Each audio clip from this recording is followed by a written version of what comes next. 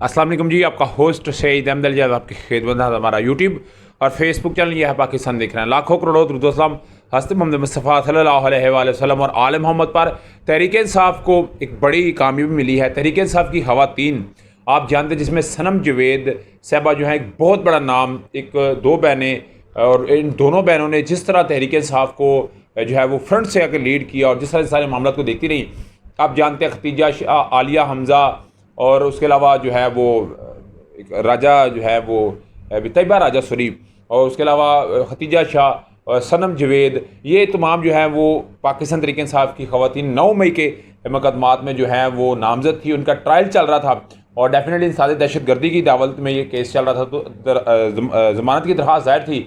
आज अदालत ने बकाया तौर के ऊपर तहरीक इंसाफ की जो मेन जो कारकुन है सनम जवेद समेत जो है वो कुछ ख़वातीन हैं, कुछ मर्द हैं, और उनकी जो है ज़मानतों को मंजूर कर लिया है। और ज़मानतों को मंजूर करने के बाद डेफिनेटली वो बड़े खुश हैं कि उनकी ज़मानत हो चुकी है। ये तहरीक इंसाफ को मेरा ख्याल है कुछ 5-6 माह के बाद एक हवा का झोंका आया, और इस हवा के झोंके ने मेरा हाल एक अच्छा काम किया, और ये एक ऐसा काम किया है कि जिसको करना बहुत ज़रूरी था, जिसको अगर ना करते तो सिचुएशन मेरा ख्याल है तहरीक इंसाफ के लिए दिन ब दिन जैसे वो स्ट्रेस में जा रही थी, डिप्रेशन में जा रही थी, शायद वो रिकवरी की तरफ आई है। और जिस तरह पाकिस्तान में एक हवा बन रही है कि जी मोहम्मद अली दुरानी साहब हों, अकील करीम डैडी भाई हों, कि जी फ़ौज जमहूरियत और पाकिस्तान, फ़ौज जमहूरियत और पाकिस्तान, इस पे किसी किस्म की कोई तनकीद नहीं करनी, इस पे कोई बात नहीं करनी।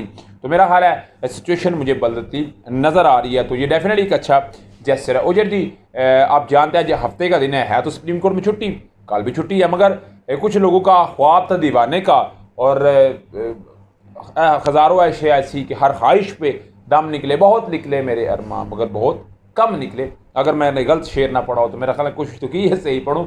तो नवाज शरीफ साहब का जी इनका एक दिल था, और मेरा ख्याल पूरी मुस्लिम लीग नून का ये दिल था कि जो चीफ जस्टिस उमरता बंदयाल साहब, जस्टिस जादुल हसन साहब हैं, इनके लिए जो रेफरेंस भेजा गया है उस रेफरेंस के ऊपर अमल होना चाहिए। और ये बात एक पेड कंटेंट के जरिए हवा बनाई जा रही थी कि उमरता बंदयाल साहब और जादुल हसन के लिए जी जब भी कोई इनका रेफरेंस आता था तो इन्होंने इंटरटेन नहीं किया, इनके ऊपर एक इल्ज़ाम था। तो ये मामला सुप्रीम कोर्ट बार कौंसिल में था, तो एक सीनियर जो जज हैं उनके तारक मसूद साहब, उनके पास ये केस गया, तो डेफिनेटली इनको बड़ी उम्मीदें थी, बड़ी ख्वाहिशें थी कि काजी फायज़ साहब सारे सिस्टम को लपेटेंगे। मेरा ख्याल है काजी फायज़ साहब ने जब से ये मनसब संभाला है, एक्चुअली उनकी सिचुएशन अभी मैंने जो देखी है वो बड़ी मैंने क्लियर देखी है। उनके ओथ लेने से पहले बातें और थी, ओथ लेने के बाद, हलफ लेने के बाद सिचुएशन एकदम से मैंने चेंज देखी, और कहा जा रहा है कि 21 से 22 दिनों पहले मैंने 14 दिन के थे, अभी 21-22 दिनों की बात की जा रही है कि 21 या 22 दिनों में कोई सिचुएशन बहुत ज़्यादा जो है वो तब्दील होगी।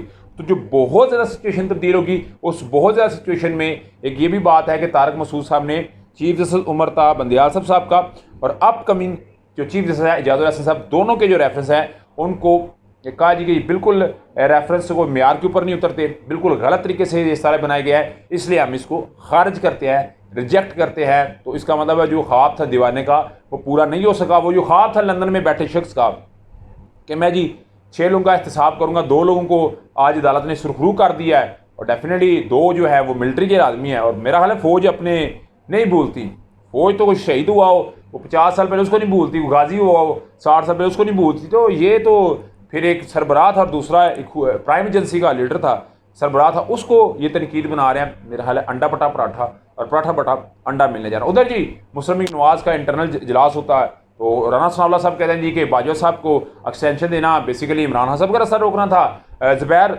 चौधरी साहब जो कि मरीम नवाज साहब के कह सकते हैं कि सेक्रेटरी के तौर पर भी काम करते हैं, उन्होंने कहा जी कि इमरान जो जनरल बाजवा था वो किसी वक्त में हकीकत था, मगर उसके साथ हमने डील की, क्योंकि जी इमरान खान का रास्ता रोकने के लिए। तो मेरा ख्याल है मेरा यहाँ पे ये सवाल बनता है किसके साथ, मेरा यहाँ पे सवाल बनता है नवाज शरीफ साहब के साथ। मुझे क्यों निकाला, अभी समझ लग गया आपको क्यों निकाला। इसी वजह से आपको जो है वो निकाला है, ताकि आपको जो कि लेवल है वो आपका समझ आ जाए कि आप कर क्या रहे हैं और हो क्या रहा है। उधर जी शहबाज शरीफ साहब को भेजा गया है कि इनको थोड़ा सा समझाएं कि मामला को ख़राब करें, मगर ख़राब कर रहे हैं, मामला को ठीक करें, मगर नवाज शरीफ साहब मुझे लग रहा है कि इसको आ रहे हैं, मगर आके वही फैसल वाडा साहब वाली बात कि 13 माह ये हुकूमत करेंगे। मैं कहता हूँ 15 माह कर लेंगे, मैं कहता हूँ 20 माह कर लेंगे।